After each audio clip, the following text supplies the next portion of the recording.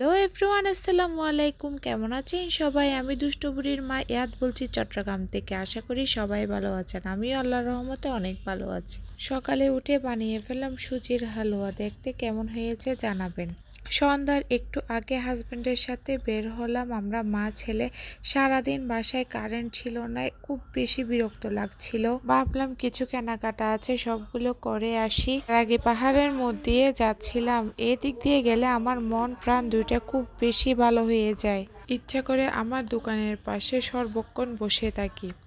এখন আমরা চট্টগ্রামে গোলাম রসুল মার্কেটে যাচ্ছি, যেখানে পাইকারি মূল্যে আপনি অনেক কিছু পেয়ে যাবেন। এখন আমি যাচ্ছি কেকের দোকানে। আমার কিছু প্রয়োজনীয় জিনিসপত্র লাগবে, ওইসব কিনবো। কেকের জিনিসপত্র কেনা কেন জানি না শেষই হয় না, একদিকে কিনে একদিকে শেষই হয়ে যায়। দিন দিন কেকের এত ডিমান্ড বেড়ে যাচ্ছে, যার কারণে মূল্য অনেক বেশি বেড়ে যাচ্ছে। আজকের ভিডিও এ পর্যন্ত। সবাই আমার জন্য দোয়া করবেন। আল্লাহ হাফেজ।